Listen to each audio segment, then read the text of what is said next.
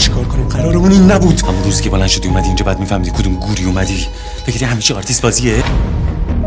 گفتم خوبی. دروغ گفتم.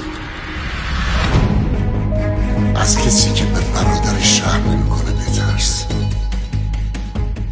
حتما رئیس میدونه. باید خودمون بهشون بگیم. عذرخواهی میکنم فرصت نشد بیام دیدنتون. فرصت نمیخواست.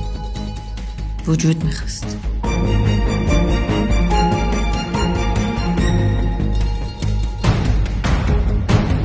میخوام استعفا بدم. کیو باز ببینم ها؟ خود کردی؟ شهر هرت مگه خونه خاله است؟ شما چطور فکر میکنید؟ این دنیا همیشه واسه من کلک بوده و نامردی. یا به خودت بیای میبینی نفوس دفترت هم اومده.